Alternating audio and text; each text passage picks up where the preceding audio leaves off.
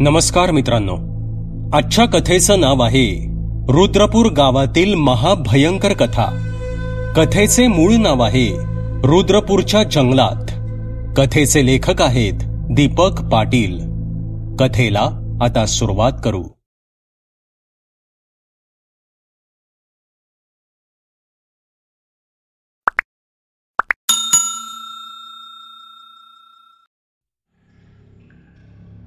मिट्ट काळोखात एका शुभ्र घोड्यावर आरूढ होऊन वाऱ्याच्या वेगानं तो जात होता. आजूबाजूला गर्द झाडी होती. बिभत्स हसण्याचे विव्हळण्याचे आवाज येत होते. कुणीतरी होतं तिथे. काही दिसत नव्हतं, पण जाणवत नक्कीच होतं. एक तेजस्वी निळा प्रकाशही तिथे पसरला होता. तो प्रकाश त्याच्या हातातल्या तलवारीचा होता. काहीतरी दिसू लागलं होतं. भग्न भिंती, मोठाल्ले भग्न महाल, एक तळव आणि एक किंकाळी. कान फाडून थेट हृदयाला जाऊन भिडणारी आर्त किंकाळी. पार्थ दचकून जागा झाला. कपाळावरील काहीशी त्रिशूळासारखी दिसणारी ती जन्मखूण तप्त होऊन खाजू लागली. रात्रीचे 2 वाजून गेले होते. उठून त्याने थोडं थंड पाणी प्यायलं आणि तो पुन्हा झोपी गेला. सकाळी जेव्हा त्याला जाग आली तेव्हा त्याचे डोळे अगदी तारवटलेले दिसत होते. काहीशा आळसावलेल्या अवस्थेत तो बेडरूम मधून बाहेर आला आणि येऊन हॉलमधील सोफ्यावर बसला. सकाळचे 9:30 होऊन गेले होते. किचन मधून बाहेर आलेल्या त्याच्या आईने त्याची अवस्था बघून विचारलं, काय मग, आज पुन्हा ते स्वप्न का रे? हो ना गाई, पण तुला कसं कळालं? पार्थने विचारलं. अरे, चेहरा सांगतोय तुझा. मी आई आहे तुझी. एवढी गोष्ट कळणार नाही का मला? पार्थच्या केसांवरून हात फिरवत पार्थची आई म्हणाली. आता ही गोष्ट काही नवी राहिली नव्हती. पार्थचे आई बाबा, जवळचे मित्रमैत्रिणी, सर्वांना हे त्याचं स्वप्न आता जणू पाठच झालं होतं. आत्तापर्यंत न जाणे कितीतरी वेळा त्याला हे स्वप्न पडलं होतं. त्याला आठवत होतं की त्याच्या 20व्या वाढदिवसाच्या रात्री पहिल्यांदा हे स्वप्न त्याला पडलं होतं आणि त्यानंतर बऱ्याचदा ते पडलं. पण आश्चर्य म्हणजे तेच स्वप्न, अगदी तसंच स्वप्न. त्यात काहीही बदल झालेला नव्हता. त्याला याची जणू सवयच झाली होती. पण त्यामुळे होणाऱ्या झोपमोडीने त्याच्या आरोग्यावर मात्र त्याचा विपरीत परिणाम होत होता. त्याचे डोळे लाल भडक आणि सुजल्यासारखे दिसायचे. दुसऱ्या दिवशी सकाळपासून दिवसभर पूर्ण आळसात जायचा. आजही तेच झालं होतं. पार्थने सर्व सोपस्कर काहीशा घाई गडबडीत आवरले आणि तो कॉलेजला निघाला. ग्रॅज्युएशनच्या शेवटच्या वर्षात तो शिकत होता. तो कॉलेजमध्ये पोचला त्यावेळी अनघा त्याची वाटच पाहत होती. तसे त्याला बरेच मित्रमैत्रिणी होत्या, पण अनघा थोडी स्पेशल होती. न कळत त्याला ती आवडू लागली होती आणि महत्वाचं म्हणजे तिलाही तो आवडू लागला होता. फक्त हे प्रेम काहीसं अबोल होतं आणि फक्त कृतीतून व्यक्त होत होतं. किती उशीर रे पार्थ, केव्हाची वाट बघतेय मी यार, काहीशी चिडूनच अनघा म्हणाली. अगं अनघा, काल रात्रीही ते स्वप्न पडलं यार. रात्री जवळजवळ 1.5-2 तास जागा होतो, त्यामुळे सकाळी उठायला खूपच उशीर झाला यार. सॉरी बेबी, तिला समजावत पार्थ म्हणाला. काहीशी चिंतित होऊन अनघा बोलू लागली. पार्थ, माझं ऐकशील प्लीज? आपण एखाद्या सायकॅट्रिस्टला भेटूया का? हे असं वारंवार का होत असेल? मला काळजी वाटते रे. अगं, तुला काय वाटलं मी हे केलं नसेल? भरमसाठ फी देण्यापलीकडे काहीही उपयोग झाला नाहीये त्याचा. वरून त्या अँटी डिप्रेशन टॅबलेटचा रतीब. अंगावर काटा येतो त्या बघितल्या तरी. सॅक खांद्यावर अडकवत पार्थ म्हणाला आणि ते दोघे क्लासरूमकडे चालू लागले. लेक्चरची वेळ झाली होती. दुपारी 1:30च्या लंच ब्रेकमध्ये ते कॉलेज बाहेर आले. समोरच्या रेस्टॉरंटमध्ये सामोसा खाल्ल्यावर बाजूच्या गाडीवर कटिंग चहा घ्यायला गेले. ती पिंटूची गाडी होती. इथला चहा प्यायल्याशिवाय कॉलेजला यायचा फील येणं शक्यच नव्हतं. त्या दोघांना येताना बघून पिंटूचा चेहरा खुलला.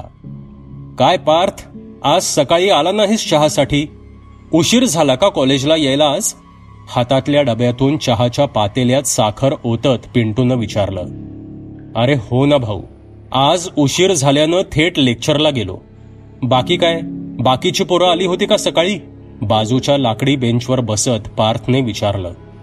अनघा ही सॅक मांडीवर घेऊन त्याच्या शेजारी बसली. हो आले होते सकाळी. सुशांत दिसला नाही आज. बाकी होते तुमच्या गँगमधले सगळे. गरमागरम चहाचे ग्लास देत पिंटू म्हणाला. सुशांतची आई आजारी आहे, तो आज येणार नव्हता. त्यानं मेसेज केला होता मला, अनघा म्हणाली. आणि मग पुढील 5-10 मिनिटं वायफळ गप्पा मारून ते दोघे पुन्हा कॉलेजच्या दिशेनं चालू लागले. चालताना अनघाने पार्थला खुणावलं. रस्त्याच्या दुसऱ्या बाजूस हात करून ती काहीतरी दाखवत होती. पार्थने तिकडे पाहिलं. रस्त्याच्या दुसऱ्या बाजूला एक व्यक्ती उभी होती. वय अंदाजे 40 वर्ष. पेहरावावरून तो एका खेड्यातला व्यक्ती वाटत होता. मळकटलेला सदरा पायजमा, डोक्यावर गांधी टोपी, भेदक डोळे. काहीशा आश्चर्याने आणि आनंदाने तो माणूस पार्थकडेच पाहत होता. पार्थ काहीसा दचकला. कोण माणूस आहे हा? माझ्याकडे असा का बघतोय? मी तर ओळखतही नाही याला, पार्थ म्हणाला. जाऊ दे, चल तू, अनघा म्हणाली. आणि ते कॉलेजच्या गेटमधून आत गेले. तो व्यक्ती रस्ता ओलांडून पिंटूच्या गाडीजवळ आला. त्यानं पार्थची चौकशी केली आणि तो निघून गेला. सायंकाळी कॉलेज सुटल्यावर नेहमीप्रमाणे पार्थ आणि अनघा पिंटूच्या गाडीवर आले. पिंटूने पार्थला त्या माणसाबद्दल सांगितलं की तो माणूस त्याची चौकशी करत होता. तसे पार्थचा चेहरा काहीसा चिंतित झाला. अरे कोण होता तो माणूस? काय सांगितलंस तू त्याला माझ्याबद्दल? कुणी वेडा तर नाही ना तो? पार्थ म्हणाला. नाही रे पार्थ, मी त्याला काही सांगितलं नाही. आणि तो कुणी वेडाबिडा असेल असं नाही वाटलं. त्याच्या गावचं नाव काय बरं सांगितलं त्यानं? हा, जैतापूर. तुझ्या मूळ गावाजवळच आहे वाटतं हे गाव. म्हणजे तो माणूस तसं बोलला. म्हणजे तुझा शेजारीच आहे म्हणा ना, डोळ्या मारत पिंटू म्हणाला. हे सर्व मात्र पार्थच्या समजण्या पलीकडे होतं. माझ्या गावाजवळचं गाव? पार्थच्या डोक्यात विचार चमकून गेला. मुळात पार्थला त्याचं गावही फक्त ऐकूनच माहीत होतं. तो कधीही स्वतःच्या गावाला म्हणजेच रुद्रपूरला गेल्याचं त्याला आठवत नव्हतं. गावी त्याचं घर होतं, पण ते कायम बंदच असायचं. पार्थचे आजी आजोबा त्याच्या जन्माआधीच देवाघरी गेले होते.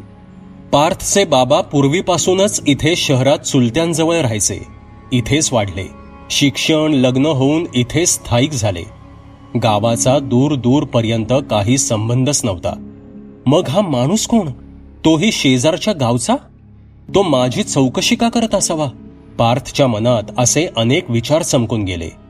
सगळंच विचित्र होतं, अनाकलनीय होतं. भांबावलेल्या मनस्थितीत पार्थनं अनघाचा निरोप घेत बाईक स्टार्ट केली आणि तो घराकडे निघाला. दिवस झरझर निघून जात होते. जवळपास 15 दिवस होऊन गेल्यानं पार्थ त्या खेड्यातल्या माणसाबद्दल विसरलाच होता. कॉलेज अगदी मस्त सुरू होतं. अनघा आणि तो रोजच भेटत होते. कधी कॉलेजमध्ये तर रविवारी एखाद्या कॉफी शॉपमध्ये. आता कॉलेजचा आर्ट फेस्टिवल जवळ आला असल्यानं पार्थ जास्तच बिझी झाला होता. आजही तो लवकर कॉलेजला आला होता. पिंटूच्या गाडीवर तो अनघाची वाट पाहत होता. अनघा आली आणि ते गरमागरम चहाचा आस्वाद घेऊ लागले. इतक्यात अनघाने रस्त्यापलीकडे उभ्या असलेल्या त्या खेडूताकडे बोट दाखवलं आणि म्हणाली, अरे हा तर तोच माणूस आहे ना, तुझी चौकशी करणारा? तसे पार्थने वळून पाहिलं. तोच व्यक्ती होता. त्याच्यासोबत अजून 3-4 माणसं होती. हा आणि काय लफडाय यार. एक तर इतकी कामं आहेत म्हणून आज लवकर आलो, आणि हे काय आता? तो स्वतःशीच म्हणाला. इतक्यात ती 4-5 लोक रस्ता ओलांडून त्याच्याकडेच येऊ लागले. अनघा काहीशी घाबरली. तसे तिला हातानेच मी बघतो असा इशारा करत पार्थ उठून उभा राहिला. ते लोक त्याच्या जवळ येऊन उभे राहिले. त्यात एक व्यक्ती अगदी वयस्कर होता. वय अंदाजे 80च्या पार असावं. काया अगदी कृश, पण चेहऱ्यावर एक वेगळंच तेज दिसत होतं. गळ्यात एक रुद्राक्ष माळ होती. कपाळावर शेंदुराचा टिका लावला होता. अंगावर बदामी रंगाचा सदरा होता. शुभ्र धोतर नेसलं होतं आणि खांद्यावर केशरी उपरणं होतं.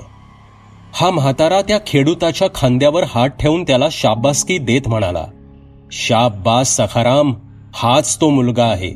कपाळावरची खूण अगदी सांगितली तशी आहे. आपलं अर्ध काम झालंय. हे संभाषण ऐकून काहीसा वैतागलेला पार्थ म्हणाला, एक्सक्यूज मी, कोण आपण? आणि हा माणूस पाठलाग केल्यासारखा माझ्या मागे काय? आणि कसलं काम? हे पहा, मला स्पष्ट सांगा की तुम्ही लोक कोण आहात, नाहीतर मला नाईलाजाने पोलीस बोलवावे लागतील. खिशातून फोन काढत पार्थ उद्गारला.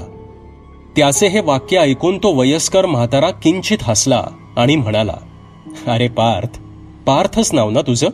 जरा शांत हो. तुला सगळं काही सांगतो आम्ही. आणि आम्ही कोणी चोर किंवा दरोडेखोर नाही आहोत. आमच्यापासून तुला कसलाच धोका नाहीये. फक्त एकच विनंती आहे, आम्हाला तुझ्या वडिलांना भेटायचंय. हे ऐकून आता मात्र पार्थ चिडला. अहो, मी तुम्हाला ओळखतही नाही आणि तुम्हाला माझ्या बाबांना का भेटायचंय? आणि मी का घेऊन जाऊ तुम्हाला माझ्या घरी? हे काय चाललंय ते आधीच सांगा, नाहीतर मी निघालो. अशीही खूप कामं आहेत मला. इतकं बोलून पार्थ खांद्यावर बॅग अडकवत अनघाला घेऊन निघाला. तेवढ्यात तो म्हातारा म्हणाला, पार्थ, स्वप्न पडतात का रे तुला? विचित्र स्वप्न. हे वाक्य ऐकून पार्थ दचकला. अनघालाही आश्चर्याचा धक्का बसला. ते दोघेही मागे वळाले. तसे तो म्हातारा हसत म्हणाला, बाळ, मला घरी घेऊन चल. तुझे बाबा ओळखतात मला. आपण घरी गेल्यावर बोलू. तुझ्या सर्व प्रश्नांची उत्तरं तुला मिळतील. आता मात्र पार्थ विचार करू लागला. इतके दिवस त्याला पडणारा एकच प्रश्न होता, ते भयानक स्वप्न. आणि आज त्याला पहिल्यांदा कुणीतरी भेटलं होतं जे त्याला ह्या स्वप्नांचा अर्थ सांगणार होतं. ज्या प्रश्नांचं उत्तर त्याला हवं होतं ते उत्तर त्याला मिळणार होतं. चला माझ्यासोबत, असे म्हणत पार्थ आणि अनघा रिक्षा स्टँडकडे वळाले. पार्थने घरी फोन करून बाबांना आधीच सर्व सांगितलं होतं.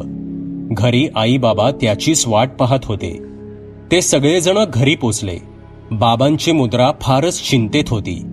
त्या म्हाताऱ्या व्यक्तीला पाहताच बाबा सोफ्यावरून उठून जवळजवळ धावतच त्या व्यक्तीकडे आले आणि त्यांनी त्यांचे पाय धरले आणि त्यांना आदरानं सोफ्यावर आणून बसवलं. कसा आहेस वसंता? तुझ्या मुलाला तर भेटलोच, म्हटलं तुलाही भेटावं. किंचित हसत म्हातारा म्हणाला, पंत काका, तुम्ही येणार हे माहिती असतं तर गाडी पाठवून दिली असती. पार्थचे वडील वसंतराव आदमीने म्हणाले. पार्थ एखाद्या त्रयस्थ व्यक्तीसारखा त्या दोघांकडे पाहत होता. त्याच्या चेहऱ्यावरील भाव जाणत बाबा म्हणाले, अरे पार्थ, हे पंत काका, जैतापूरचे, तुझ्या आजोबांचे मित्र. तू कसा ओळखशील म्हणा, तुला गावचं काहीच माहीत नाही. बाबांचं बोलणं मध्येच थांबवत पंतकाका म्हणाले, अरे पण वसंता, याला तू काहीही सांगितलेलं दिसत नाहीयेस. काहीशी चिंताग्रस्त मुद्रा करून वसंतराव म्हणाले, हो काका, आम्ही पार्थला आजवर काहीही बोललो नाहीये. खरं तर ती वेळ कधी येऊच नये असंच मला आणि त्याच्या आईला वाटत होतं. पण नियती आपला मार्ग शोधतेच. एक दीर्घ श्वास घेत वसंतरावांनी पंतकाकांकडे पाहिलं. खरं आहे तुझं वसंता. जे ठरलं आहे त्याला तू आणि मी रोखूच शकत नाही. मौनी बाबांची भविष्यवाणी आहे ती, खरीच असणार ती. चहाचा कप हातात घेत पंतकाका म्हणाले. बाकीच्यांना चहा देऊन झाल्यावर पार्थच्या आईने पंतकाकांचे आशीर्वाद घेतले. इतका वेळ शांत बसलेल्या पार्थचा संयम आता संपला आणि तो काहीसा वैतागून म्हणाला, अरे नक्की काय बोलताय तुम्ही लोक? मला कुणी काही सांगेल का? आणि काय ठरलंय? मला काहीच कळत नाहीये. पंतकाका, तुम्हीच इथे जुने जाणते आहात, तुम्हीच सांगा, वसंतराव म्हणाले. पंतकाकांनी एक दीर्घ श्वास घेतला आणि ते बोलू लागले. 250 वर्षांपूर्वीची ही गोष्ट आहे. आजचं जैतापूर आणि रुद्रपूर ही 2 गावं तेव्हा एकच संस्थान होतं. त्याचं नाव रुद्रपूर. रुद्रसेन महाराज हे त्याचे संस्थानिक होते. लोक त्यांना राजे म्हणत असत. एकेकाळचं हे समृद्ध राज्य होतं. त्या काळात 1 लाखाचं सैन्यबळ, तोफखाना, घोडदळ असल्याने राज्य खूप सामर्थ्यशाली होतं. एवढंच नाही तर सुवर्णमुद्रा, जड जवाहीर याचं तर मोजमापच नव्हतं. रुद्रसेन हा वीर योद्धा होता.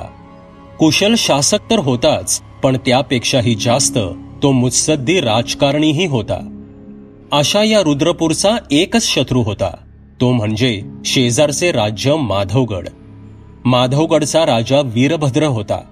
त्याला एक मुलगी होती. रुद्रसेन राजाने आपल्या मुलाचा विवाह प्रस्ताव त्याच्याकडे गुप्तपणे पाठवला. परंपरागत वैमनस्याला कंटाळलेल्या वीरभद्रनेही तो स्वीकारला. ही गोष्ट रुद्रसेन राजाने आनंदाने राजदरबारात सांगितली. पण झालं असं की त्याच्या राजदरबारातला जुना सरदार विक्रमसिंगला फार वाईट वाटलं आणि तो म्हणाला, महाराज, आपल्या राजकुमारांचा विवाह माझ्या नातीशी होईल असं थोरल्या महाराजांनी ठरवलं होतं. त्यावर रुद्रसेन गरजला, विक्रमसिंह, हे शक्य नाही. तुमच्या आणि आमच्या घराण्याची सोयरीक होऊ शकत नाही.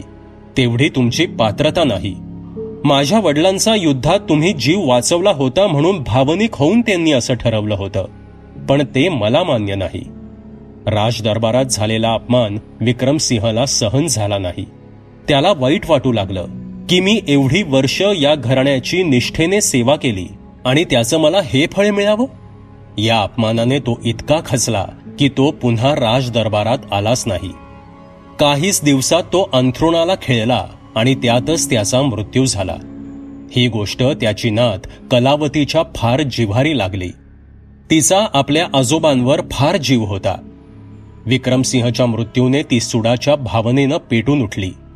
पण एवढ्या बलाढ्य राजासमोर ही 17 वर्षांची मुलगी काहीही करू शकत नव्हती. पण काहीही करून तिला आपल्या आजोबांच्या अपमानाचा आणि मृत्यूचा सूड घ्यायचा होता आणि ती अचानक राज्यातून गायब झाली. पुढील वर्षभर ती कुणालाही दिसली नाही. पंतकाका काय बोलत आहेत याकडे काही वेळ पार्थ फारच लक्ष देऊन ऐकत होता. पण नंतर मात्र त्याला काहीसं बोर वाटू लागलं. त्याच्या भावना ओळखून पंतकाका म्हणाले, हे बघ बाळ, तुझी घालमेल मी ओळखतो, पण सर्व सुरुवातीपासून सांगितल्याशिवाय तुला त्याची उमग होणार नाही. पण एक नक्की, तुझ्या सर्व प्रश्नांची उत्तरं नक्की मिळतील. ओके आजोबा, नो प्रॉब्लेम, पार्थ काहीसा अवघडून म्हणाला. तसे पंतकाका पुढे सांगू लागले. तर अशी ती सुडाने पेटलेली कलावती जवळजवळ वर्षभर गायबच होती. नंतर जे ती रुद्रापुरात प्रकटली ते तिच्या आजोबांच्या वर्षश्राद्धाच्या दिवशीच.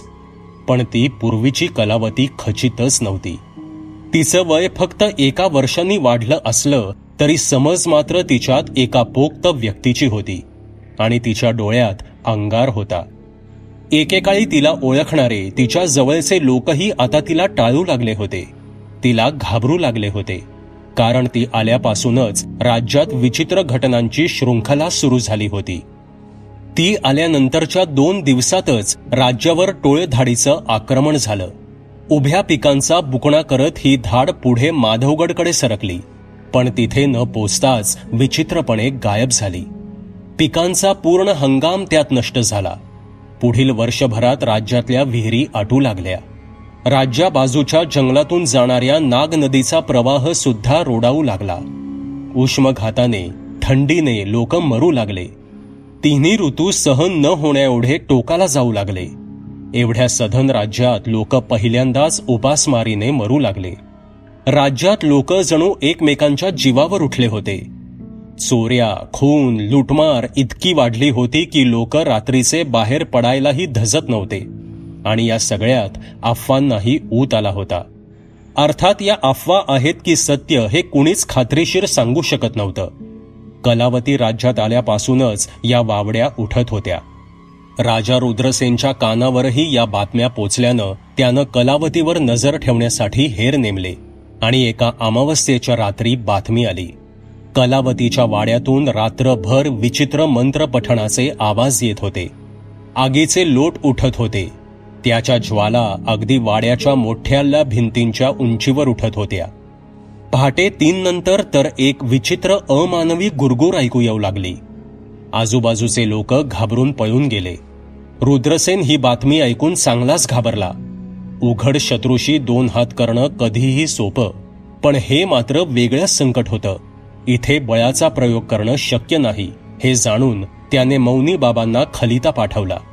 मौनी बाबा हे आज सुद्धा हिमालयात राहतात. ते एक योगी पुरुष आहेत.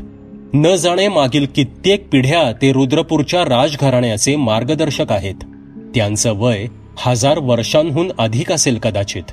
निश्चित कुणालाही ते माहीत नाही. तर राजा रुद्रसेनचा खलिता घेऊन दूत हिमालयाकडे रवाना झाला. राजाने पूर्ण घटनाक्रम त्या खलित्यात सविस्तर लिहून मौनी बाबांकडे मदत आणि आशीर्वाद मागितले होते. आता राजा आतुरतेने मौनी बाबांच्या उत्तराची वाट पाहत होता. कलावतीच्या हालचालींवरही त्याची बारीक नजर होतीच. इकडे कलावती जणू खवळलेली नागिणच झाली होती. राजा रुद्रसेनला मारणे हा तिचा उद्देश कधीच नव्हता. उलट सर्व राज्याची वाताहत करून त्याला क्लेशाने, उपासमारीने आणि वेडा करून मरायला सोडणे हे तिचे इप्सित होते. आणि या अघोषित युद्धात ती जिंकताना दिसत होती. राजा रुद्रसेन आता आपला महाल सोडायलाही धजत नव्हता. मौनी बाबांचा खलिता यायला वेळ लागणार होता आणि त्यामुळे त्याची घालमेल वाढत होती. आणि जवळजवळ 2 महिन्यांनी दूत खलिता घेऊन हजर झाला. या बातमीने रुद्रसेनने सुटकेचा निश्वास सोडला. त्याचा चेहरा खुलला. त्यानं काही निवडक सरदारांना बोलवून दरबार बोलावला आणि खलिता वाचण्याचे आदेश दिले. दूताने खलिता उघडून वाचायला सुरुवात केली. राजा कानात प्राण आणून ऐकू लागला. खलित्यातील उल्लेखाप्रमाणे मौनी बाबांना खलिता पोचण्यापूर्वीच इथल्या सर्व घटनांची कल्पना आली होती. त्यांच्या दिव्य दृष्टीतून या गोष्टी सुटल्या नव्हत्या. कलावतीने आपल्या काळ्या शक्तीने एका महासंकटाला पाचारण केलं होतं. ती आसुरी शक्ती इतकी भयानक होती की पुढील 150-200 वर्ष तिला रोखणं अवघड होतं. पण मौनी बाबा प्रत्यक्षात इथे येऊन हे संकट संपवण्यास असमर्थ होते. पण त्यांनी एका गोष्टीचा मात्र उल्लेख केला होता. तो म्हणजे राजाच्याच एका वंशजाकडून ह्या अघोरी शक्तीचा खात्मा होणार होता. पण त्यासाठी वाट पाहावी लागणार होती. मौनी बाबांनी खलित्यात सांगितल्याप्रमाणे राजाच्या त्या वंशजाच्या कपाळावर एक त्रिशूळासारखी खूण असणार होती. तो वंशज एक साधारण व्यक्ती असला तरी वेळ आल्यावर त्याला मौनी बाबांकडून योग्य ती मदत मिळणार होती. पण त्या अघोरी शक्तीचा मुकाबला मात्र त्याला एकट्यालाच करावा लागणार होता. स्वतःचा जीवही त्याला वाचवायचा होता आणि त्या संकटालाही संपवायचं होतं. त्यासाठी रक्तचंद्राची रात्र निवडावी लागणार होती आणि त्यासाठी एक विशिष्ट तलवार बनवावी लागणार होती. अशी तलवार जिचं पातं चांदी आणि पोलादाच्या योग्य मिश्रणाने बनलेलं असावं. मूठ पितळ्याची असावी आणि मुठीच्या टोकाशी उगवत्या सूर्याची निशाणी असावी. ही तलवार खलित्यात नमूद केलेल्या एका विशिष्ट दिवसाच्या शुभ मुहूर्तावर बनवली जावी. पण त्या काळ्या शक्तीशी हा संघर्ष होण्यासाठी 200 वर्ष लागणार होती. तोपर्यंत राजाने आपली येणारी पिढी आणि राज्यातील लोकांच्या भल्यासाठी राज्य त्याग करावे. ही शक्ती पाण्याच्या प्रवाहाला ओलांडताना काहीशी कमकुवत होते. म्हणून जंगलातील नाग नदी ओलांडून पलीकडे नव्याने राज्य उभारावे अशाही सूचना करण्यात आल्या होत्या. हा खलिता वाचून झाल्यावर दरबारात काही वेळ शांतता पसरली. मौनी बाबा येऊ शकत नसल्याने राजा काहीसा नाराज झाला. पण त्यांच्या सूचना काटेकोरपणे पाळण्यातच आपलं हित आहे हे त्याला माहीत होतं. तो तयारीला लागला. त्यानं पुढील 2 महिन्यात येणाऱ्या शुभ मुहूर्तावर ती अनोखी तलवार बनवली. ती कुणालाही कळणार नाही अशा गुप्त ठिकाणी लपवून ठेवली आणि येणाऱ्या पिढीला ती जागा कळावी त्यासाठी सांकेतिक भाषेत एक खलिता लिहून ठेवला. राज्य नदीच्या अलीकडच्या बाजूला आणण्यास त्याला 6 महिने लागले. कलावती इतकी उन्मत्त झाली होती की जगात कुठेही जाऊन आपण रुद्रसेन आणि त्याच्या प्रजेची वाट लावू शकतो असा अहंकार तिला झाला होता. त्यामुळे तिने राज्य विस्थापनात कसलीही बाधा आणली नाही. पण तिने स्वतःचा वाडा मात्र सोडला नाही. नदीच्या अलीकडे राज्य वसवताना घाबरलेले काही लोक अजूनही 4-5 मैल पुढे निघून आले आणि त्यांनी रुद्रपूर पासून वेगळं जैतापूर नावाचं राज्य वसवलं. तिथे कुणीही राजा वगैरे नव्हता. रुद्रसेनने याला विरोध केला नाही, कारण हे त्याचेच लोक होते आणि संकटातून जाणाऱ्या लोकांना त्याला अजून दुखवायचं नव्हतं. अशा प्रकारे ही सुडाची कहाणी जी 200 वर्षांपूर्वी सुरू झाली ती आजही सुरूच आहे. आजही तिथली लोक त्या अघोरी संकटातून मुक्त होण्याची वाट पाहत आहेत. आजही ते असुरी संकट कधीही वेळी अवेळी रुद्रपूरवर घाला घालते. कधी उभ्या पिकांना अचानक आग लागते, कधी निरभ्र आकाशात अचानक ढगफुटी होऊन धो धो पाऊस पडतो आणि घराच्या घरं पुरात वाहून जातात, तर कधी दिवसा उजेडी गोठ्यातील जनावरं फरफटत नदी पार नेली जातात. लोक जीव मुठीत धरून उघड्या डोळ्यांनी सर्व पाहत राहतात, पण ती शक्ती मात्र दिसत नाही. काही लोक म्हणतात की कलावती अजून जिवंत आहे आणि तीच आपल्या काळ्या जादूनं हे सर्व करत आहे, तर काही जण म्हणतात की ती मरण पावली आहे आणि तिने बोलवलेल्या त्या पिशाच्याचं हे काम आहे. अमावस्येला तर नदी पारच्या त्या जंगलात त्या शक्तीचा धुमाकूळच सुरू असतो. लोक आता नदी पलीकडेच काय, नदी जवळही फिरकत नाहीत. चुकून नदीजवळ गेल्यास तो व्यक्ती जिवंत परत येईल याची काहीच खात्री नाही. लोक या त्रासाला कंटाळले आहेत. ते आतुरतेने तुझी वाट पाहत आहेत पार्थ. तूच आहेस रुद्रपूरचा तो वंशज. मौनी बाबांच्या भविष्यवाणीनुसारच सर्व आत्तापर्यंत घडत आलं आहे. यापुढे आता तुझं कार्य सुरू होतं. तुझ्या स्वप्नात जे तुला दिसतं तेच ते जंगल आहे. तो किंकाळ्यांचा आवाज त्या अघोरी शक्तीचा असावा. आता तुझ्या या स्वप्नाबद्दल मला कसं माहीत असा तुला प्रश्न पडला असेल, पण मलाही तेच स्वप्न गेले 50 वर्ष पडत आहे. कारण रुद्रसेन राजांनी जो निवडक सरदारांचा दरबार बोलावला होता त्यामध्ये माझे आजोबा होते. मौनी बाबांचा तो खलिता, तसेच रुद्रसेन महाराजांनी लपवलेल्या तलवारीचा तो खलिता माझ्याकडेच आहे. आता प्रतीक्षा आहे तू येण्याची. पंत काकांच्या या वाक्याने जणू स्मशान शांतता पसरली. वसंतराव स्तब्ध झाले. पार्थची आई निशब्द होऊन बसली. पार्थही चांगलाच गोंधळला आणि काहीसा विचार करून पार्थ अचानक उद्गारला, मी येतोय तुमच्यासोबत रुद्रपूरला. पार्थच्या त्या वाक्याने सर्वजण अवाक होऊन त्याच्याकडे पाहतच राहिले. त्याची आई तर रडायलाच लागली. अनघा आईची समजूत घालू लागली, पण खरं तर अनघाही मनातून हादरून गेली होती. आता वसंतराव बोलू लागले, हे बघ पार्थ, तुला वाटतं इतकं सोपं नाहीये हे. जीवाला धोका आहे तुझ्या.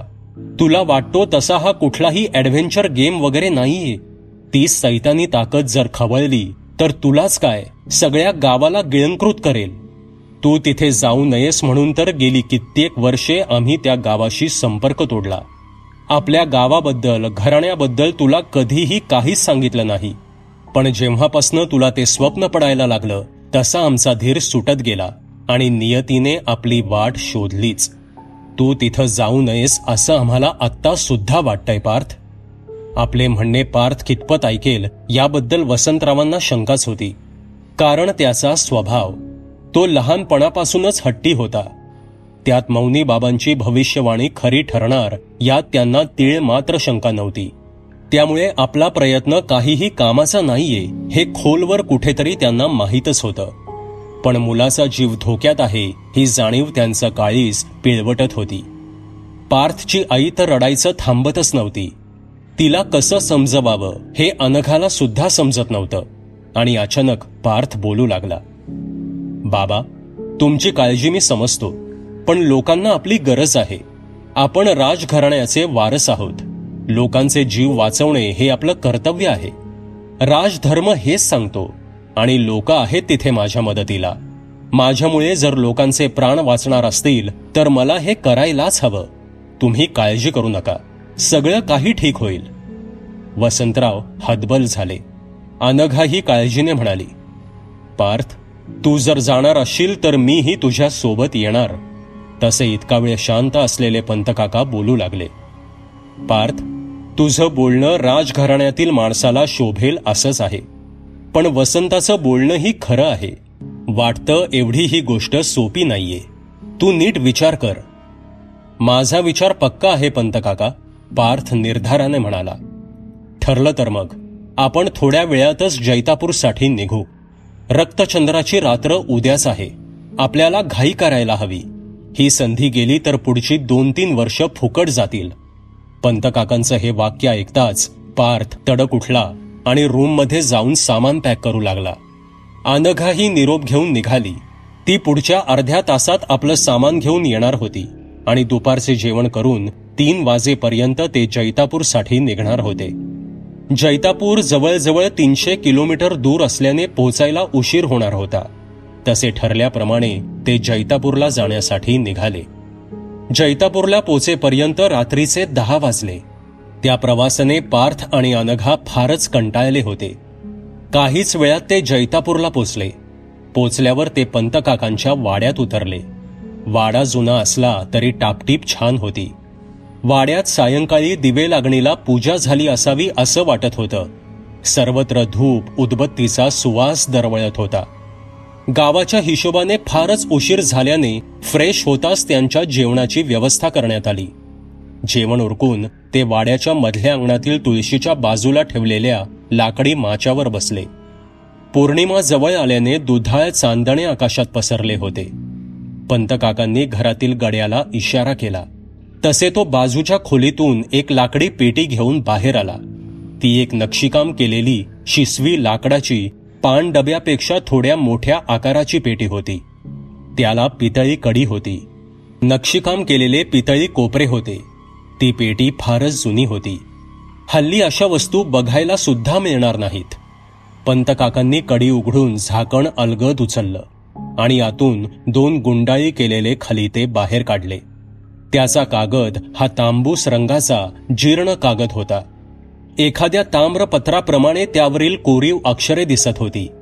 पंतकाकांनी सावकाशपणे ते खलिते पार्थच्या स्वाधीन केले. पार्थने ते घेऊन त्यातला एक खलिता उघडला. मौनी बाबांनी रुद्रसेन महाराजांना लिहिलेला तो खलिता होता. पार्थने आधाशासारखा तो वाचून काढला. पंतकाकांनी सांगितलेली हकीकत तंतोतंत मेळ खात होती. खलित्यातील त्या लांबलचक मजकुराखाली एका तलवारीचं चित्र रेखाटलं होतं. पार्थच्या सर्वांगावर शहारे आले. हीच तलवार त्याला स्वप्नात दिसत होती. त्याने तो खलिता अनघाला दाखवला. तलवारीचे चित्र पाहताच तिने सुद्धा डोळे विस्फारले. कित्येक वेळा तिने पार्थच्या तोंडून तलवारीचं वर्णन ऐकल्याने तिनेही ती तलवार ओळखली. त्यांनी आत्तापर्यंत ऐकलेल्या गोष्टींची साक्षच जणू ही तलवार देत होती. न राहून पार्थने आता दुसरा खलिता उघडला. तो खलिता रुद्रसेन राजाने आपल्या वंशजासाठी लिहिला होता. लपवलेल्या तलवारीचे रहस्य त्यात होतं. पार्थ तो मजकूर वाचू लागला. जंगलात ती अतृप्त छाया, भास नव्हे ती काळी माया. करण्या घाट टपलीये कला, तुझीच काळजी वाटते मला. त्या मायेचा घात करण्या, सैतानावर मात करण्या. उदकाच्या फेऱ्यात उभी आहे तोऱ्यात. उगवतीला भरतात रंग, उठतात भोवती तरल तरंग. शोध तू आत घेऊ नको, नजरेसमोरून दूर जाऊ नको. स्वागताला तुझ्या आहे उभी, जणू रामाची गुढी नभी. या काही ओळींव्यतिरिक्त त्यात काहीही नव्हतं. वर वर वाचता एखाद्या नवकवीची कविता वाटत होती ती. उमगण्यासारखं काहीच नव्हतं. त्याने अनघाला तो खलिता वाचायला दिला. तिनेही त्या ओळी पुन्हा पुन्हा वाचल्या. पंतकाका चिंताग्रस्त होऊन म्हणाले, ते एक कोडच आहे पार्थ. काही उमगलं का रे त्या तलवारीबद्दल? आपल्याकडे वेळ फार कमी आहे. नेमकं ठिकाण कळल्याशिवाय तलवार मिळणं शक्य नाही आणि तलवारीशिवाय पुढचा विचार करणे अशक्य आहे. पार्थ आणि अनघाने पुन्हा एकदा त्या मजकुरावर नजर फिरवली, पण त्यांना काहीही समजलं नाही. दिवसभराच्या प्रवासाने थकल्याने ते दोघे आपापल्या खोल्यांकडे वळाले. दुसऱ्या दिवशी अनघा धावतच पार्थच्या रूममध्ये आली आणि म्हणाली, अरे पार्थ, ऐक ना, मी ते पझल सॉल्व्ह केलं. तिचा चेहरा आनंदाने खुलला होता. डोळे चोळत पार्थ जागा झाला आणि तो म्हणाला, काय सांगतेस, खरंच? तेवढ्यात पंतकाका रूममध्ये दाखल झाले आणि म्हणाले, हो पार्थ, पोरीनं कोडस सोडवलं आहे. अनघाचं इथं येणं हा देवाचा मदतीचा हातच आहे जणू. अरे इतकी वर्ष झाली आम्ही हे सोडवू शकलो नाही. अनघानं केलेली उकल खरोखरच विलक्षण आहे. अनघा अधीर होऊन सांगू लागली, अरे पहिल्या 4 ओळी त्या सैतानी शक्तीबद्दल आहेत हे उघड आहे. पुढच्या ओळी सांगतात की ती तलवार पूर्वेच्या दिशेस आहे. राजाच्या राजवाड्यासमोर असणाऱ्या पाण्याच्या गोलाकार कारंजामध्ये एका उभ्या पुतळ्यात ती लपवली आहे. पुढील ओळी तेच दर्शवतात. पंतकाकांनी हे कन्फर्म केलं आहे. तसे पंतकाकांनी होकारार्थी मान हलवली आणि ते म्हणाले, चला लवकर आटपा, आपल्याला आजच रुद्रपूरला निघावं लागेल. लोक आपली वाट बघत असतील. आज रक्तचंद्राची रात्र आहे. आजची रात्र काळा रात्र ठरणार आहे, पण ती आपल्यासाठी न ठरो हीच ईश्वर चरणी प्रार्थना. शेवटचे शब्द बोलताना त्यांचा स्वर काहीसा कातर झाला होता. दुपारचं जेवण आटपून 12च्या दरम्यान ते रुद्रपूरसाठी निघाले. रस्ता खराब असल्याने पोचण्यास अर्धा तास गेला. साधारण 1 वाजता ते रुद्रपूरमध्ये दाखल झाले. ते एक छोटंसं गाव वाटत होतं. अगदी कोणत्याही छोट्याशा खेड्यासारखं. कौलारू घरं दिसत होती. कमानीतून आत गेल्यावर चौकाच्या बाजूला डबघाईला आलेली ग्रामपंचायतीची कौलारू इमारत दिसत होती. बाजूला एक मोठं कौलारू मंदिर होतं. मारुतीचं मंदिर होतं ते. बाहेर तसा बोर्ड सुद्धा होता. त्या चौकात जणू सारा गावच गोळा झाला होता. गाडी चौकात थांबली. पार्थ, अनघा, पंतकाका आणि त्यांचा एक शेजारी असे 4घे जण उतरले. लोक कुतूहलाने पार्थकडे पाहत होती, कुजबुजत होती. सर्वांच्या चेहऱ्यावर एक विलक्षण आनंद दिसत होता. गावचा सरपंच धावत पंतकाकांकडे आला. चरण स्पर्श करून त्याने अभिवादन केलं आणि त्यांना सोबत येण्याचा इशारा केला. आता ते पार्थच्या वाड्याकडे चालू लागले. पार्थ फारच अधीर झाला होता. तो पहिल्यांदाच आपल्या गावी, आपल्या घरी आला होता. त्याच्यासाठी हा एक वेगळाच अनुभव होता. आता ते एका टोलेजंग दगडी वाड्यासमोर उभे होते. वाडा फारच जुना होता. कुणीही त्या वाड्यात राहत नसल्याने तो काहीसा भकास वाटत होता. पण पंतकाकांनी ते येणार असल्याची पूर्वकल्पना दिली होती, त्यामुळे वाडा स्वच्छ वाटत होता. वाड्यात आल्यावर पार्थ भारावला होता. हातातली बॅग खाली ठेवून त्याने पुढील 5 मिनिटात पूर्ण वाडा फिरून पाहिला. आता ते बैठकीच्या खोलीत आले. तिथल्या लाकडी खुर्च्यांवर बसले. सरपंच एकटक पार्थकडे पाहत होते, त्यामुळे तो काहीसा अवघडला होता. पंतकाका आता बोलू लागले. सरपंच, सर्वांना सूचना दिल्या आहेत ना? आजच आपल्याला हे सर्व संपवायचं आहे. सर्व लोकांना रात्री मारुतीच्या देवळात जमावं लागेल. आजच्या रात्री बाहेर धोका आहे. कोणीही घरात थांबता कामा नये. हो काका, सर्वांना तशा सूचना दिल्या गेल्या आहेत, सरपंच म्हणाले. तेवढ्यात एक जण बाहेरून चहाचा ट्रे घेऊन खोलीत आला. सर्वजण चहाचा आस्वाद घेऊ लागले आणि तेवढ्यात बाहेरून आरडाओरडा ऐकू आला. अचानक आवाज वाढू लागले. सगळेजण धावतच वाड्याबाहेर आले. लोक सैरा वैरा पळत होते, ओरडत होते. बाया बापड्या घाबरलेल्या दिसत होत्या आणि अचानक ढगातून काळा धूर बाहेर पडू लागला. तो धूर गावावर पसरून गाव झाकळलं जात होतं आणि अचानक त्याचा वेग वाढून पूर्ण आकाश आता काळवंडलं. दुपारचे 2:30 वाजले होते, पण रात्र झाल्यासारखी वाटत होती. लोक फारच घाबरलेले दिसत होते आणि अचानक मोठी गुरगुर ऐकू येऊ लागली. तिची तीव्रता वाढत होती आणि एक काळी आकृती दिसू लागली. उंची कदाचित 20-25 फूट तरी वाटत होती. त्या आकृतीला निश्चित आकार असा नव्हता. ती आकृती काळ्या धुराच्या लोटांनी तयार झाली होती आणि कलिंगडाच्या आकाराचे भेदक डोळे त्यात चमकत होते. ते डोळे पांढऱ्या शुभ्र रंगाचे होते. बुबुळं नव्हतीच आणि त्या असुराच्या आकाराच्या आकृतीने तिचं तोंड उघडलं. त्यातून आगीचे लोट बाहेर पडू लागले. काही घरांनी आग पकडली. शेजारच्या गवताच्या गंजी सुद्धा पेटू लागल्या. ती आकृती आता हळूहळू पार्थच्या वाड्याच्या दिशेने पुढे सरकत होती. पार्थ, अनघा आणि बाकीचे सगळेजण जणू जागीच थिजले होते. ती आकृती घोंगावत आता वाड्यासमोरच्या आकाशात आली होती. गुरगुरत तिने आपले अजस्त्र तोंड उघडलं आणि आगीचे लोळे बाहेर येणार इतक्यात ती काहीशी थबकली आणि काहीशी झुकून खाली येऊ लागली. सगळेजण घाबरून मागे सरकले, पण पार्थ मात्र जागेवरच उभा होता. तो एकटक त्या आकृतीकडे पाहत होता.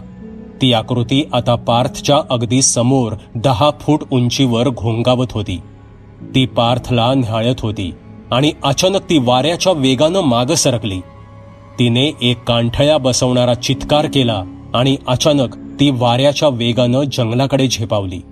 आकाशातले ते काळेकुट्ट ढग एकदम नाहीसे झाले. सूर्य पुन्हा आकाशात तळपू लागला.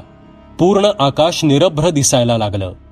बिळातून नाग बाहेर यावा तसे भेदरलेले गावकरी हळूहळू बाहेर पडू लागले. पार्थ अजूनही त्याच जागी उभा होता, जणू तो जागीच खेळला होता. ज्या लोकांनी पार्थ समोर आलेली ती आकृती जंगलाकडे पळताना पाहिली, ते लोक आता धावतच पार्थकडे आले आणि त्यांनी त्याला खांद्यावर घेऊन एकच जल्लोष केला. पंतकाकांनी मनोमन देवाचे आभार मानले. रात्र झाली. तसे रात्रीचे जेवण लवकर उरकून सबंध गाव मारुतीच्या देवळापाशी जमला होता. आबालवृद्धांनी मिळून एकच गलका उठवला होता.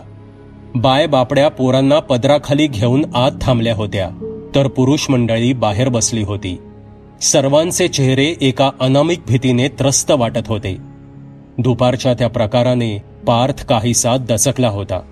अनघा तर हातपाय गाळूनच बसली होती. दुपारच्या प्रकाराने ती मनातून हादरून गेली होती. तिने दुपारपासूनच पार्थकडे आपण इथून निघून जाऊयात असा तगादा लावला होता, पण पार्थने पक्का निर्धार केला होता. या प्रकरणाचा सोक्ष लावल्याशिवाय त्याला आता चैन पडणार नव्हतं.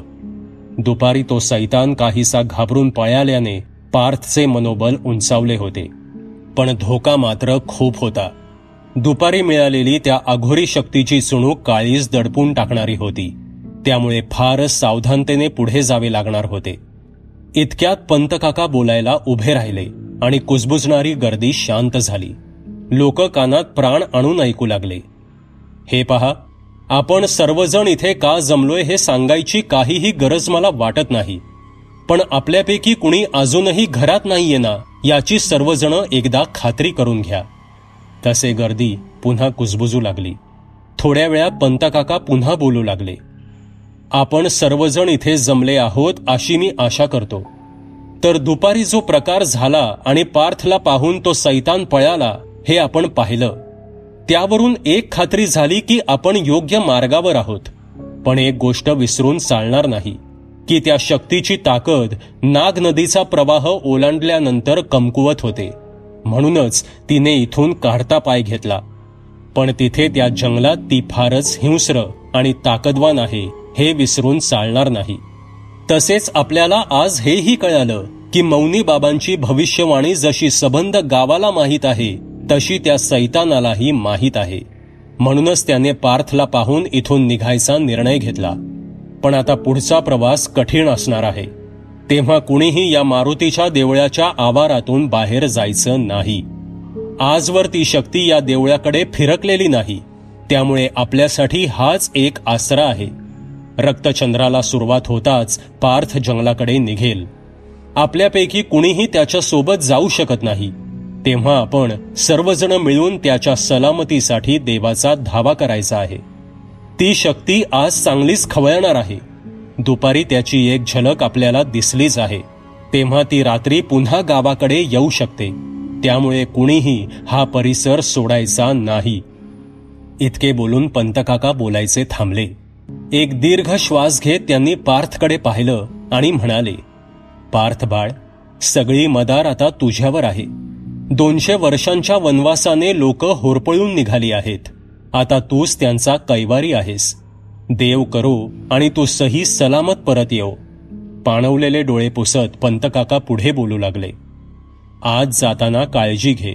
चौफेर नजर ठेव. तलवार मिळेपर्यंत धोका फार जास्त आहे आणि मौनी बाबांचं नाव घ्यायला विसरू नकोस. त्यांनी मदतीचं आश्वासन दिलं आहे. काळजी घे पोरा. आता निघावं लागेल. रक्तचंद्र केव्हाही दिसू लागेल. नदीच्या पलीकडे लागणाऱ्या पायवाटेने चांगले 2-1 किलोमीटर चालल्यावर भग्न अवशेषांच्या रूपात शिल्लक असलेलं रुद्रपूर तुला दिसू लागेल. तसाच चालत राहा. पुढे मोठा महालही दिसेल. चल, आता निघावं लागेल. आपलं बोलणं संपवताना पंतकाकांनी आपल्या गळ्यातली रुद्राक्षमाळ पार्थच्या गळ्यात टाकली. तसे गर्दीत पुन्हा कुजबूज सुरू झाली. अनघा दिग्मूढ होऊन बसली होती. पार्थने तिचा निरोप घेतला आणि हातातला टॉर्च सांभाळत तो काही निवडक गावकरी आणि पंतकाकांच्या मागे चालू लागला. पौर्णिमेचे दुधाळ चांदणे पडले होते. आता हे 4-5 लोक नदीजवळ आले. नदीचे पात्र रुंद असलं तरी पाणी मात्र गुडघ्या एवढंच होतं. पण फारच थंड होतं. पंतकाकांनी टॉर्च हातात घेऊन पलीकडच्या किनाऱ्याची ती पायवाट पार्थला दाखवली आणि टॉर्च पार्थच्या हातात दिला. पार्थने झुकून पंतकाकांचे आशीर्वाद घेतले आणि पाण्यातून चालत तो सरळ त्या पायवाटेकडे निघाला. नदी ओलांडून आता तो त्या पायवाटेने चालला होता.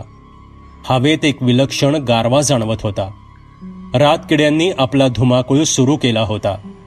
पायाखालच्या सुकलेल्या पानांचा आवाज शांतता चिरत होता. पार्थचा टॉर्च चौफेर उधळत होता. आधेमध्ये थांबून तो कानोसा घेत होता. आज जाता जाता जंगल अधिकच गहिरं होत चाललं होतं आणि विलक्षण शांत सुद्धा. आणि अचानक कावळ्यांची कावकाव सुरू झाली. इतक्या प्रचंड प्रमाणात ती कावकाव सुरू झाली की पार्थ काहीसा दचकला. पण टॉर्चच्या प्रकाशात एकही कावळा दिसत नव्हता. पार्थ सावध झाला आणि तेवढ्यात हृदयाचा थरकाप उडवणारी गुरगुर सुरू झाली. पार्थ आता चांगलाच घाबरला होता, पण मागे हटून चालणार नव्हतं. तो चालतच होता. हातातला टॉर्च सगळीकडे फिरवत त्याने चालण्याचा वेग वाढवला. अचानक अंधारात ते शुभ्र डोळे चमकू लागले आणि त्याच्यावर टॉर्च मारताच ते गायब होऊ लागले. खेळ सुरू झाला होता, पण कोण जिंकणार हे येणारा काळच ठरवणार होता. पार्थ जसजसा रुद्रपूरकडे सरकत होता तशी ती गुरगुर वाढतच चालली होती आणि अचानक त्याच्या दिशेने जंगलातल्या काट्याकुट्या, झाडाच्या सुकलेल्या फांद्या भिरकावल्या जाऊ लागल्या. पार्थ कसाबसा स्वतःला वाचवू पाहत होता, पण पायांचा वेग मात्र कमी होऊ देत नव्हता. ती गुरगुर आता त्याच्या अगदी जवळ आल्याचा भास त्याला होऊ लागला. कावळ्यांचा एक थवाच आता त्याच्या डोक्यावर फेर धरून ओरडत होता. टॉर्चच्या प्रकाशात ते कावळे आता दिसू लागले होते.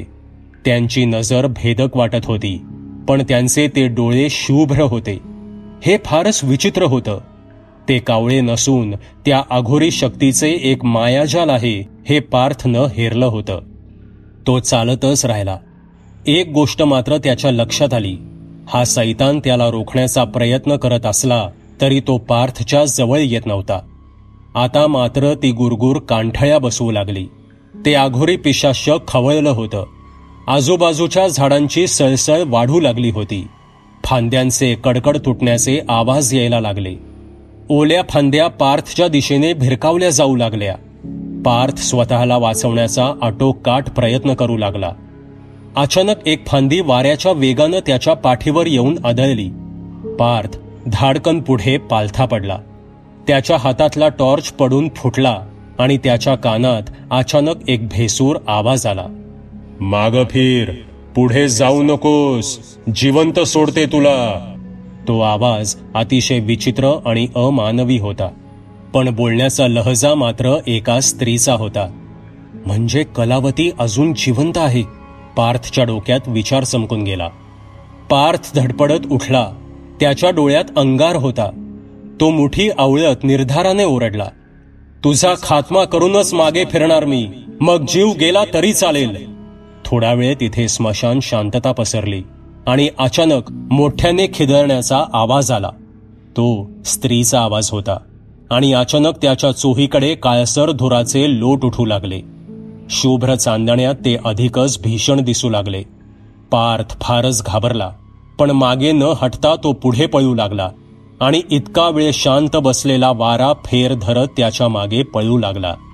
एक वावटळच त्याचा पाठलाग करू लागलं. सुकलेल्या पानांचा एक विचित्र राक्षसच तो भासत होता आणि बघता बघता त्या वावटळीनं त्याला गाठलं.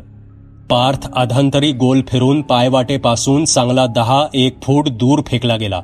आता तो एका काटेरी जाळीवर अधांतरी पडला होता. काट्यावर आदळल्याने त्याच्या अंगात काटे घुसले होते आणि रक्त वाहू लागले होते. धडपडत तो त्या जाळीवरून खाली उतरला.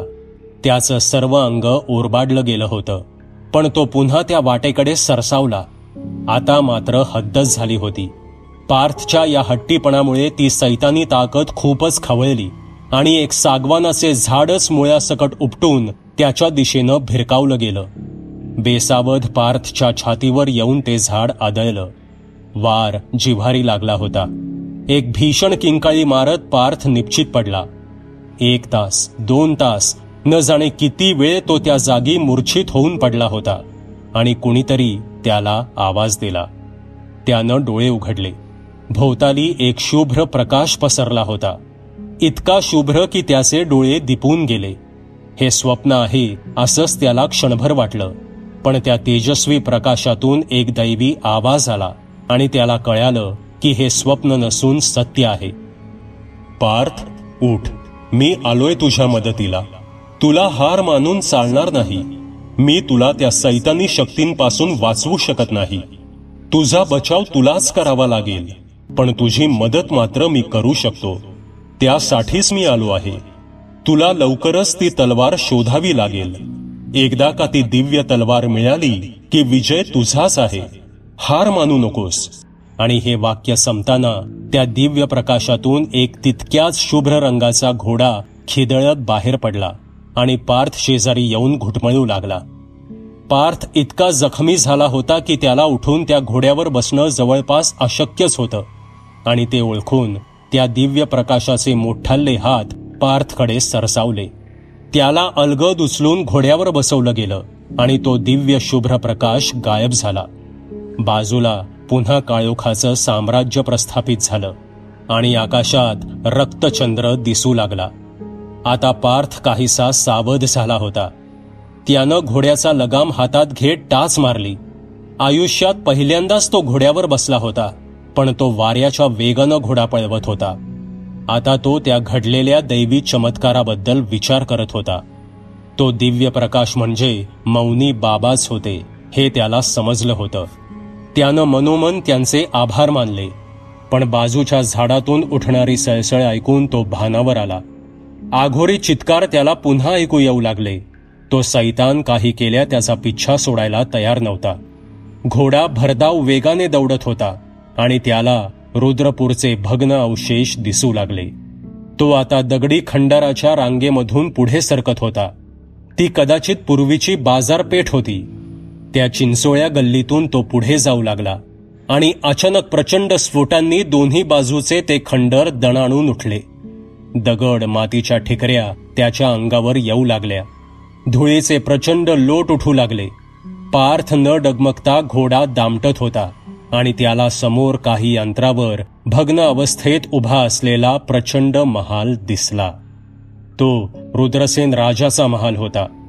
गेल्या 200हून अधिक वर्षांच्या रक्तरंजित इतिहासाची साक्ष देत तो भग्न महाल स्तब्ध उभा होता. महालाचा मुख्य दरवाजा अर्धा तुटलेला दिसत होता. डावीकडील बुरुजांवर उगवलेले प्रचंड झाड अतिशय भयानक दिसत होतं. ते वडाचं झाड होतं. पार्थ आता महालाच्या अगदी जवळ आला होता. त्यानं घोड्याचा लगाम खेचून वेग कमी करण्याचा प्रयत्न केला आणि इतक्यात कलिंगडाच्या आकाराचा आगीचा एक गोळा अचानक त्याच्या अंगावर येऊन आदळला. त्याचं अंग होरपळलं आणि बेसावध असल्याने तो घोड्यावरून खाली कोसळला. तो महालासमोरील कारंजापासून 21 फूट अंतरावर जमिनीवर पडला होता. ते गोलाकार कारंजे 15 फूट व्यासाचं होतं. आत पावसाचे पाणी जमा झाले होते, कारण रक्तचंद्राचे प्रतिबिंब त्यात दिसत होते. त्या वर्तुळाच्या मध्यावर एका बाईचा पुतळा होता. हातात एक पक्षी होता. बहुधा ते कबूतर होतं. तो पुतळा पाहून पार्थ तिकडे झेपावला, पण आता त्याच्या समोर ती काळी सैतानी आकृती घोंगावू लागली. काळ्या धुराच्या लोटांनी तयार झालेली अनिश्चित आकाराची भीषण आकृती होती ती. तिचे भेदक डोळे चमकत होते. भयंकर गुरगुर करत ती आकृती त्याच्याकडे झेपावू लागली. सैतान आता निकाराची लढाई लढत होता आणि अचानक पार्थ हवेत तरंगू लागला. गरगर फिरू लागला. तरंगतच जाऊन तो महालाच्या बुरुजांवर आदळला. पण एक गोष्ट चांगली झाली होती. तो आता त्या कारंजाच्या अगदी जवळ पोचला होता. अगदी 5-6 फूट अंतरावर तो होता. तो सैतान गुरगुर करत होता, चित्कारत होता. पार्थचं लक्ष अगदी टप्प्यात होतं. तो वाऱ्याच्या वेगानं कारंजाकडे झेपावला. सैतानही विजेच्या वेगानं येऊ लागला. पार्थ आता त्या कारंजात उभा होता. त्याने मध्यावर उभ्या त्या पुतळ्याला स्पर्श करताच विजेच्या स्फोटासारखा आवाज होऊन तो पुतळा दुभांगला गेला आणि त्यातील तलवार बाजूच्या पाण्यात पडली. सैतान विक्राळ रूप धारण करून पार्थकडे झेपावला आणि तेवढ्यात पार्थने पाण्यातली ती तलवार उचलली. पार्थचा हात लागताच ती तलवार तीव्र निळ्या प्रकाशाने चमकू लागली. पार्थच्या अंगावरील सर्व जखमा नाहीशा होऊन त्याच्या अंगात जणू दिव्य शक्ती संचारली. त्या प्रकारानं अचंबित होऊन तो सैतान जागीच खेळला. ही संधी ओळखून पार्थ चपळतेने पुढे झाला आणि विजेच्या वेगाने ती चमकती तलवार त्याने त्या काळ्या धुरकट आकृतीत फिरवली.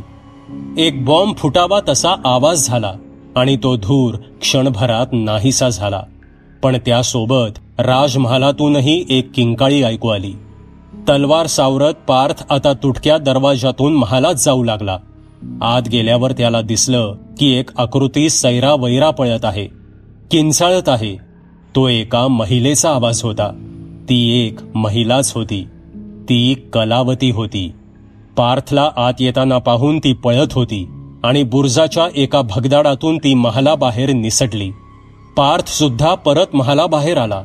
जवळ घुटमळत असलेल्या घोड्यावर तो चढला आणि अंधारात पळणाऱ्या कलावतीचा तो पाठलाग करू लागला. तलवारीच्या निळ्या प्रकाशात समोर पळणारी कलावती त्याला स्पष्ट दिसत होती. ती नदीकडे पळू लागली होती. पार्थ घोडा दामटत होता. आता तो त्या बाजारपेठेतून जात होता. कलावती जीवाच्या आकांताने पुढे पळत होती. तिच्या किंकाळ्यांनी जंगल हादरून गेलं होतं. पार्थला पडणारं हेच ते स्वप्न होतं. ते स्वप्न आज तो प्रत्यक्षात जगत होता. कलावती आता थेट नदीकडे वळाली होती. भानावर येत पार्थने घोड्याचा वेग वाढवला आणि नदीत उतरण्याआधी त्याने तिला गाठलं. घोड्यावरून उडी मारून तो खाली उतरला. कलावतीचा चित्कार आता थांबला होता. जणू आपला अंत तिने जाणला होता. पार्थने ती निळी तलवार तिच्या छातीत आर पार केली. असमंत भेदून टाकणारी किंकाळी ठोकत कलावती कोसळली आणि तिचा निश्चित पडलेला देह काळ्या धुरात परावर्तित होऊन अनंतात विलीन झाला. एका सूडनाट्याचा आज अंत झाला होता. इकडे मारुतीच्या देवळात प्राण मुठीत धरून बसलेल्या लोकांनाही ती गगनभेदी किंकाळी ऐकू आली होती. ती एका महिलेची किंकाळी होती. त्यामुळे लोकांचा उत्साह वाढला होता. पण बाहेर कुणीही न जाण्याचे पंतकाकांनी बजावून सांगितलं होतं आणि पुढच्या अर्ध्या तासात अंधारातून एक सावली मंदिराकडे येताना त्यांना दिसली. लोक घाबरून पाहू लागले. थोडं पुढे आल्यावर कळालं तो पार्थ होता. त्याच्या हातात ती तलवार दिसत होती, पण निळा प्रकाश आता नाहीसा झाला होता. पार्थला येताना पाहून अनघा उठली आणि थेट जाऊन तिने पार्थला मिठी मारली. सगळा गावच आता त्या दोघांभोवती गोळा झाला होता. गालावर ओघळणारे आनंद अश्रू पुसत पंतकाका त्या दोघांकडे पाहत होते. पहाटेचे 4 वाजून गेले होते. आज 200 वर्षांच्या वनवासानंतर रुद्रपूरमध्ये नवी पहाट होणार होती. मित्रांनो, तुम्हाला ही कथा कशी वाटली ते कॉमेंटमध्ये नक्की सांगा. पुन्हा भेटूयात अशाच एका भयकथेसोबत. धन्यवाद. सबस्क्राईब करा एटी स्टोरी टेलर चॅनलला आणि बेल आयकन दाबून ऑलवर क्लिक करा आमचे व्हिडिओज सगळ्यात आधी बघण्यासाठी.